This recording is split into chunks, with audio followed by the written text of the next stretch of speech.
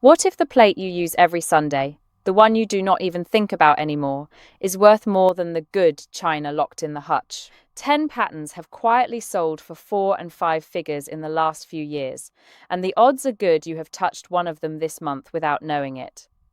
Let's find out which. Here is the trouble with old china. The patterns everyone recognizes, the ones with a name and a reputation, are usually the ones worth the least. The real money sits somewhere else entirely, and if your family has already told you the china is worthless, they are half right. They are just looking at the wrong shelf. The mass market makers collapsed for a reason. Cheap, endless production kills resale value, and it took most of the household names down with it. But it never touched the 8 or 9 names I am about to give you, and you overlooked them for a simple reason. When a plate sits in the same cabinet for 30 years, your eye files it under furniture. That is not carelessness. That is just how attention works. There is a second reason people miss this money, and it is not about the plate at all. It is about who is doing the looking. A dealer glances at a stack of dishes for 4 seconds and prices the whole lot by silhouette. Rose pattern, gold rim, looks like everyone else's. A specialist turns the piece over first. The entire $10,000 gap between those two people is the base of the plate, not the front of it. Everything I am about to walk you through lives on the back, the underside, the parts nobody photographs for the family album. Number 10. Johnson Brothers Friendly Village. Snow-covered barns, a horse-drawn sleigh, a little stone bridge, and it feels like every American kitchen owned a set in the 70s. That familiarity is exactly why people assume it is worthless, and mostly they are right. Full sets in ordinary condition bring $20 to $40 at estate sales. But the early transfer printed pieces, the ones made in England before production shifted, carry the Made in England backstamp instead of the later ironstone mark. And those early serving pieces, a covered vegetable dish, or a gravy boat with the underglaze mark intact, can bring $80 to $150 on their own. The test. Flip the piece and look for the exact wording on the mark. If it says Johnson Bros England in the older cursive style stamp, you are holding the earlier run. If it says ironstone with a later block print mark, it is the common version everyone owns. Same pattern, same picture, different decade, different price. The mistake people make here is selling the whole set as one lot, instead of pulling the early serving pieces out first. Dealers buying a full estate box do the math on the weakest pieces in the box, not the strongest. So a single early gravy boat, sitting in with 40 ordinary dinner plates, gets averaged down to nothing. Pull it out, sell it separately, and it earns its own price instead of disappearing into the average. Number 9. Franciscan Desert Rose. Pink roses, green leaves, a scalloped edge. Made in California starting in 1941 by Gladding, McBean and Company. Everyone's grandmother in the western United States seemed to own this pattern, and that ubiquity convinced people it was common in every sense, including value. It mostly is. A used dinner plate brings $5 to $10 today, but the backstamp again splits the story in two. Pieces marked simply Franciscan ware, made in California, USA. In the early raised mark, produced before the pattern, was exported globally in the 1950s. Other ones collectors actually chase. And a complete early service, with the chop-style backstamp and no crazing in the glaze, can bring $300 to $600. The test. Hold the plate to a strong light at a low angle and look at the surface for a fine network of hairline cracks in the glaze, called crazing. Early pieces stored properly show almost none. Heavy crazing tells a buyer the piece sat through decades of dishwashers and hot water, and the price drops by more than half on the spot. It is worth knowing that crazing cannot be reversed. No amount of cleaning or soaking undoes it. So the moment you see the web of lines under a light, you already know that particular piece belongs in the everyday use pile, not the sale pile. Number 8. Nippon hand-painted porcelain. Heavy gilding, hand-applied enamel beading, sometimes a moriage dragon raised right off the surface. This is the pattern people mistake for junk, because the name Nippon sounds generic, like a country of origin, rather than a maker. Here is what the name actually tells you. Nippon marks were used specifically between 1891 and 1921, the years the United States required imported goods to state their country of origin in English. And Nippon is simply the Japanese word for Japan. After 1921, the same factories switched the mark to Japan. So the word Nippon on the base is a built-in date stamp. A plain transfer printed Nippon plate brings $10 to $20. A hand-painted vase with raised moirage decoration and one of the desirable marks, the green M in wreath mark or the maple leaf mark, can bring $400 to $800, and rare examples with heavy gold enamel work have crossed $1,000 at specialist auction. The test. Look for texture you can feel with a fingertip, not just see. Hand-applied moirage sits raised off the surface, like piping on a cake. A printed imitation is flat under the same finger. If you feel nothing but smooth glaze, it is a later reproduction wearing an old-sounding name.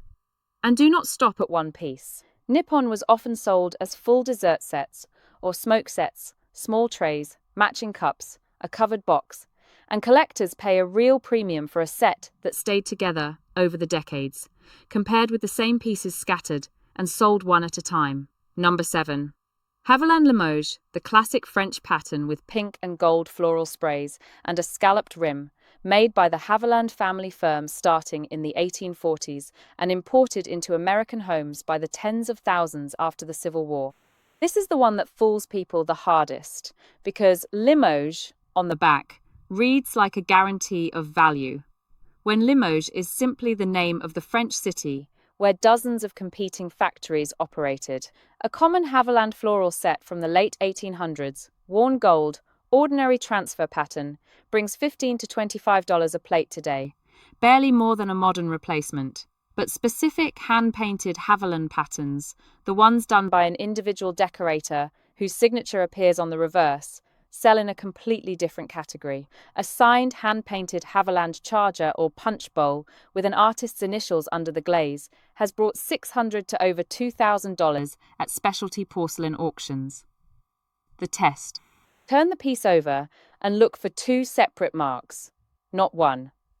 A factory mark alone means machine-applied transfer decoration. A factory mark plus a separate, smaller painted signature or initials means an individual artist decorated that specific piece by hand, and that second mark is where the actual money lives. Blanc Limoges porcelain was routinely shipped out of France, undecorated and painted afterward by American China painting studios in the early 1900s, which means the factory mark alone tells you almost nothing about who actually held the brush, and the artist's name is doing all of the work the pattern name gets credit for.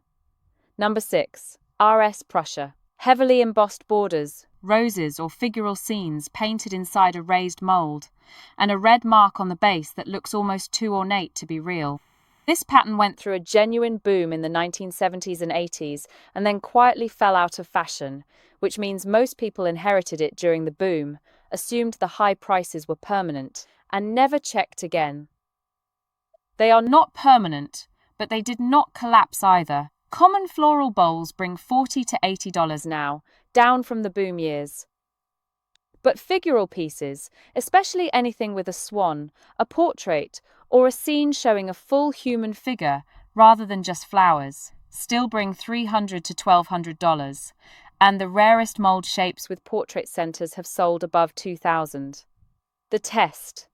Count the mold lines. True RS. Prussia was pressed in an elaborate mold, so the raised pattern on the border should be crisp and three-dimensional enough to feel distinctly under a cloth. Later reproductions from the 1970s copied the red mark almost exactly, but used a shallower, softer mold. And the embossing feels blurred rather than sharp when you run a finger along the rim.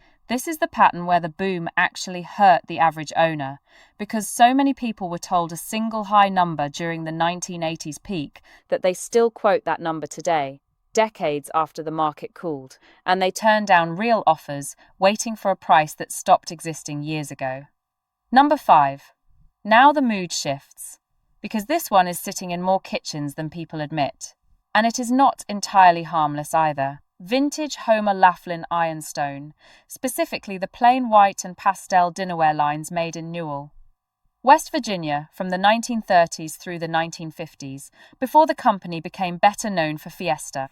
Nobody protects this because it looks like nothing, plain white ironstone with a faint coloured band. Here is what changes the picture. Certain glazes from this era, particularly the pastel yellow and the darker harlequin colorways, use the same uranium oxide coloring process as their more famous Fiesta cousins, just in smaller concentrations. It is not a health emergency, and I am not going to alarm you over it, but it does mean a plain-looking plate can register faintly on a Geiger counter, and that fact alone has made certain colorways collectible, again among a very specific buyer base, willing to pay $60 to $100 for a set of 4 in unusual colors. The test. This one does not need a lab. Hold the piece under a black light in a dark room. Uranium-glazed pieces glow a distinct, unmistakable green. Plain ironstone with no uranium content shows nothing at all. It takes 10 seconds, and it tells you immediately which pile the plate belongs in. And to be clear about the caution here, the same rule from Vintage Fiesta applies to these plainer cousins. Display them, photograph them, sell them to a collector who knows what they are buying, but do not store acidic food against that glaze, for the same reason you would not do it with the red pieces sitting one shelf over. Royal Worcester. Especially the hand-painted fruit and fallen fruit patterns produced in Worcester, England starting in the Victorian era and continuing through the early 20th century. People confuse this with ordinary English floral china because the overall look, gold rim, cream ground, painted detail, seems familiar. The company itself is nearly 270 years old, one of the oldest continuously operating porcelain makers in England, and its painted fruitware was historically decorated by named artists, working under the factory's own signature system. A plain transfer-printed Worcester teacup brings $20 to $30. A signed hand-painted fruit plate by a recognized in-house artist, the signature is usually small and tucked near the rim, has sold for $400 to $1,500, depending on the artist and condition. And documented pieces by the most celebrated painters at the factory have exceeded that at specialist sales. The test. Look for the artist's signature first, before you even check the factory mark. It sits low on the front of the piece, not on the base, small block or script lettering near the painted fruit itself.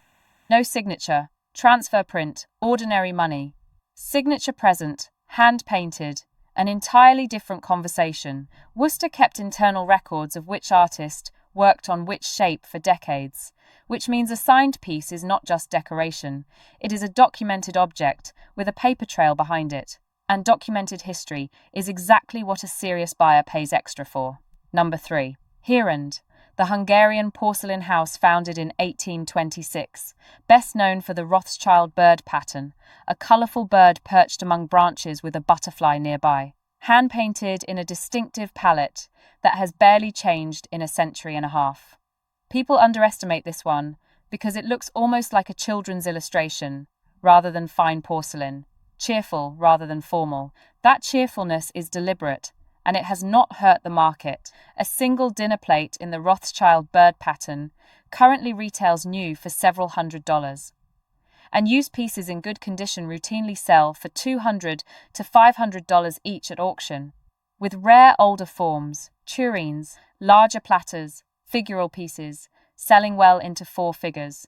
Complete older services, especially ones with the earlier blue heron shield mark rather than the modern printed version, have brought $5,000 and up. The test. Check the mark's color and method. Older heron pieces carry a hand-painted blue shield mark applied by brush, with slight variation piece to piece.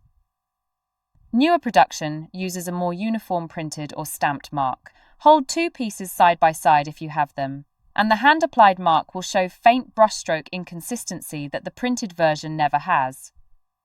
One more thing works in your favor with this pattern specifically. Herend has stayed in continuous production since 1826, so unlike a discontinued line, a specialist dealer can date your exact piece against the company's own archive records, rather than guessing, which makes authentication faster and the eventual sale more confident on both sides of the table. Number 2. Belique, the Irish porcelain made in County Fermanagh since 1857, instantly recognizable by its thin, almost translucent Parian body and a pearlescent glaze that looks faintly iridescent under light, often shaped into basket weave and shamrock designs.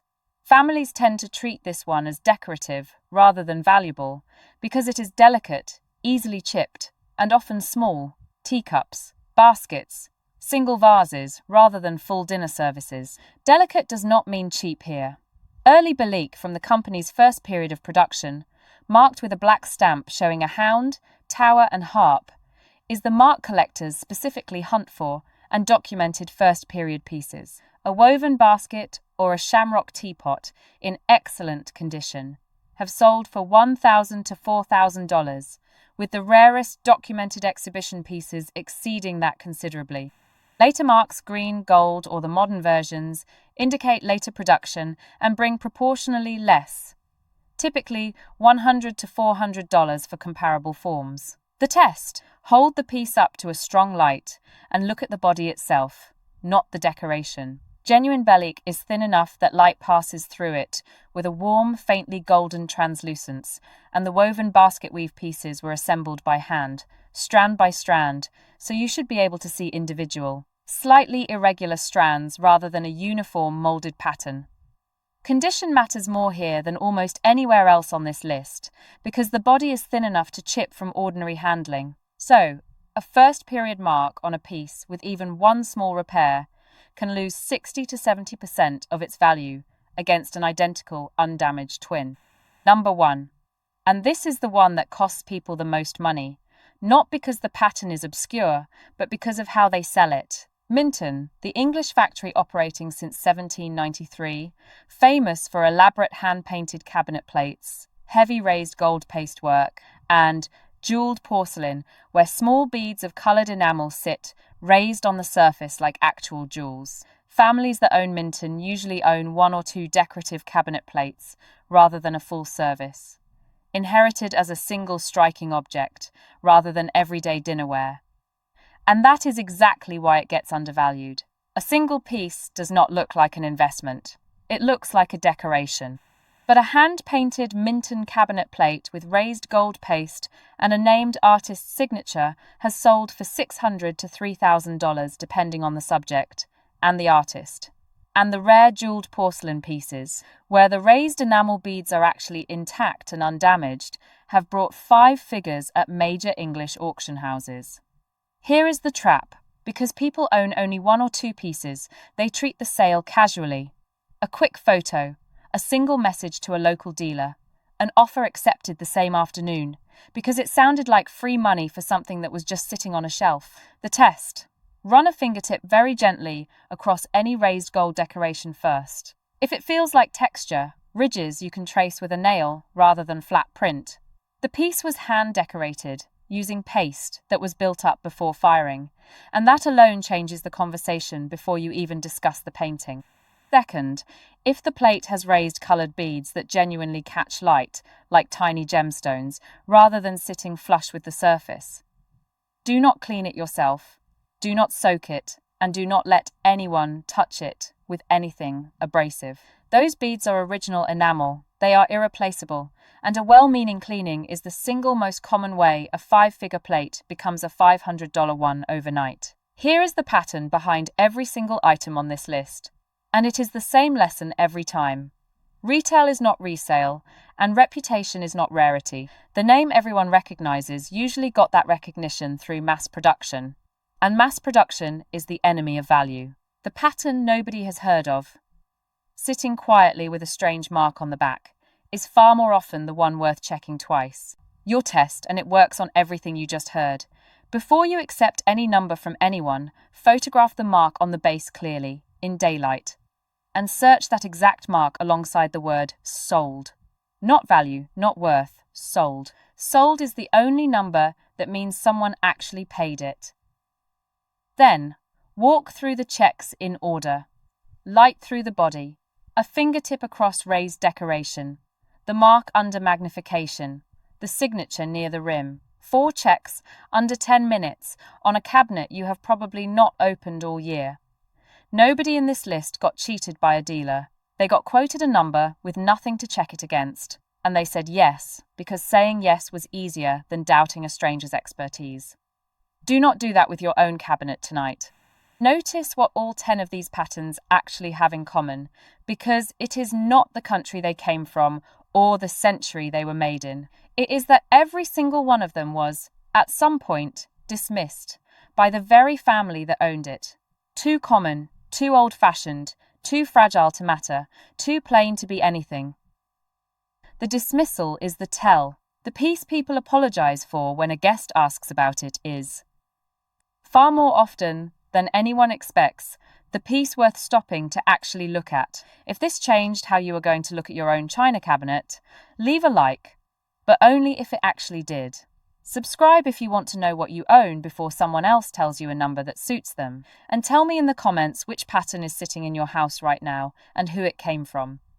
I read every one. Check the mark before you sell a single piece.